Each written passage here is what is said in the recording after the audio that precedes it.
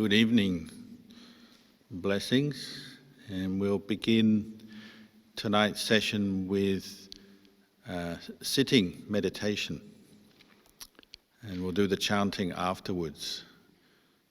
So please find a comfortable posture while you're listening, while you're sitting there.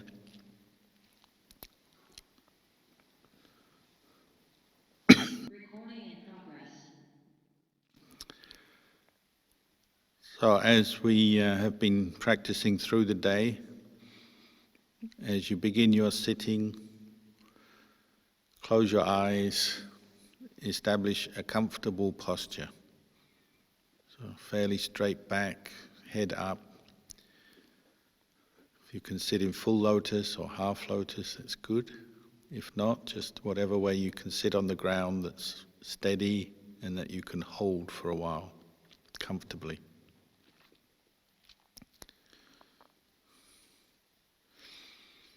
And bring your attention to the in and out breath.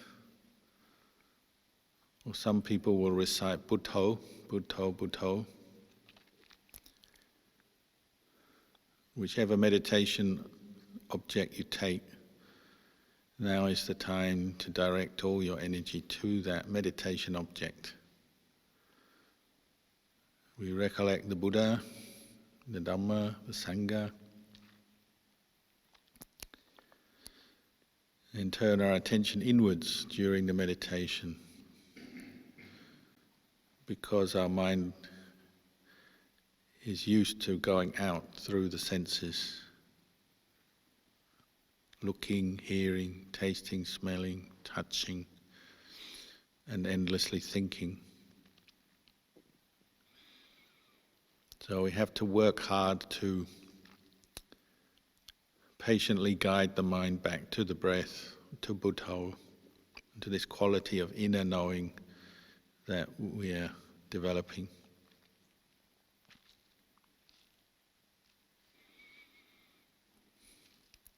And because we're going to sit for quite a while, we need patient effort to keep bringing up mindfulness, clear comprehension.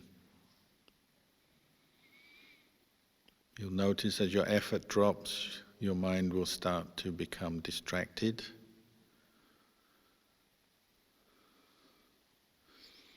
Even if you're thinking about Dhamma for a while, about some teaching, some aspect of Dhamma that you've heard or you're pondering, you'll find if there's no mindfulness guiding it, your thoughts will gradually descend into just random thoughts, proliferation, and there may be sleepiness.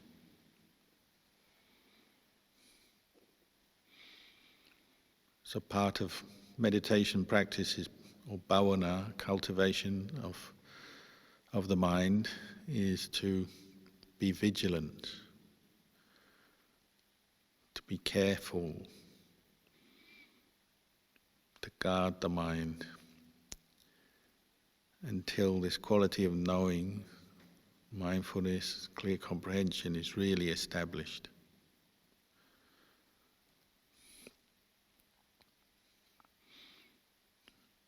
As you keep putting effort in, Ajahn Chah said it's like little drops of water filling up a jar.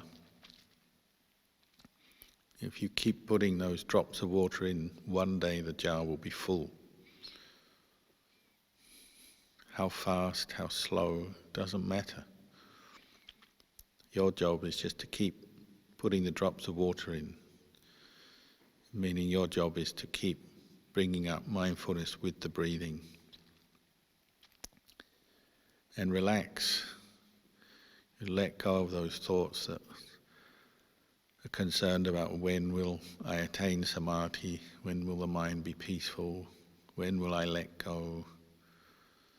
Why do I still have to have these same old thoughts coming up?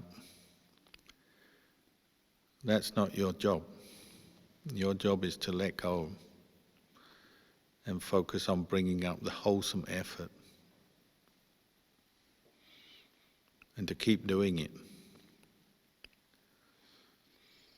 You let go of your body, just let it sit there. Don't worry about it, don't think about it too much. Let go of the past. Whatever's happened has happened. You can let it be. Let go of the future. It's not a time for planning. Now is the time to find peace in the present moment and put effort into bringing up mindfulness with the breathing.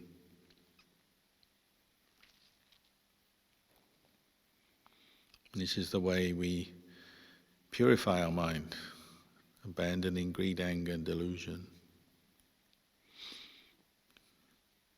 When you have a moment of mindfulness, even just one moment, greed, anger, delusion, mental defilements cannot be in the mind at the same time.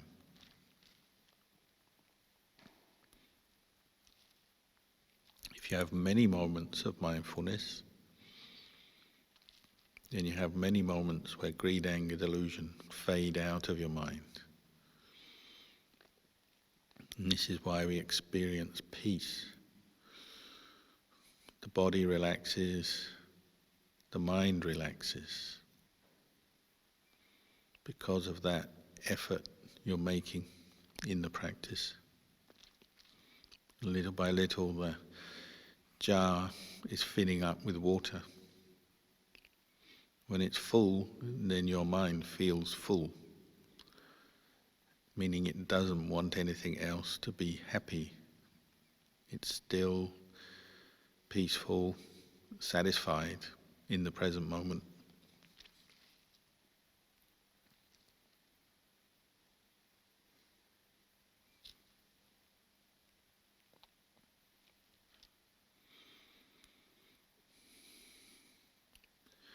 So this is something very special that you're doing, the practice of meditation.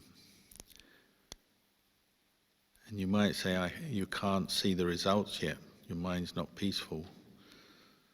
But you're seeing the results in the doing, in the effort you make. Already, in the present moment, you are letting go, abandoning unskillful states of mind and cultivating the skillful. Right here, right now.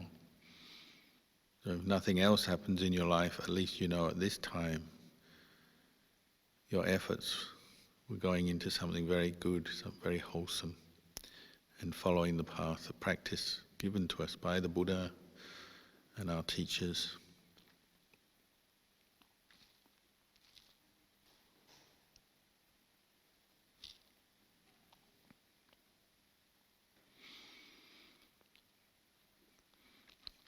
All of those who have cultivated the Eightfold Noble Path and realized the fruits have practiced this. They've practiced cultivating mindfulness. They've kept precepts, practiced generosity, and they develop insight into the nature of physical phenomena, we call Rupa Dhamma, mental phenomena, Nama Dhamma.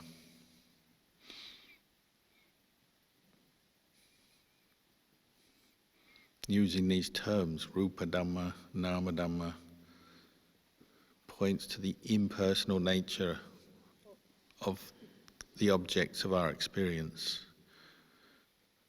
Once mindfulness is established, you can see things in an impersonal or a detached way. Rupa Dhamma, physical form, doesn't have to have a name, doesn't have to belong to anyone. It's just a collection of elements. Nama Dhamma is the same. Feelings are feelings, thoughts are thoughts.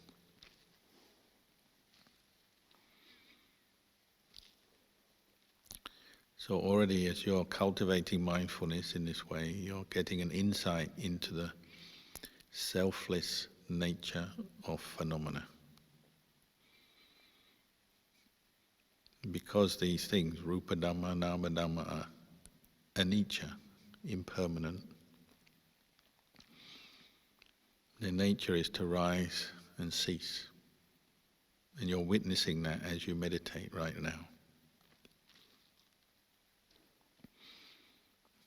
And that is giving your mind a new outlook, a new way of looking at things, a new knowledge. You're seeing the true nature of phenomena.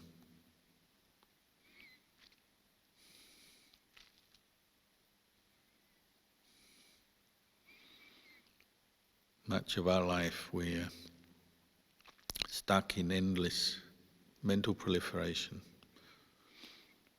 storytelling, imagination, reacting to the world with pleasure, displeasure.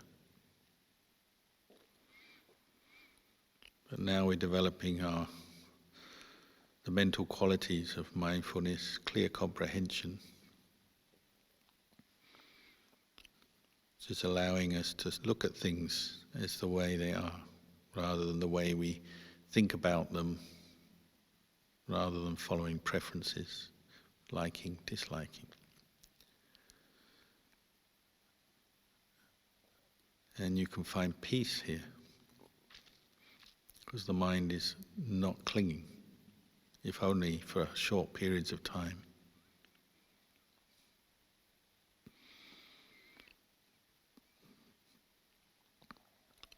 So we'll keep practicing together until you hear the sound of the bell.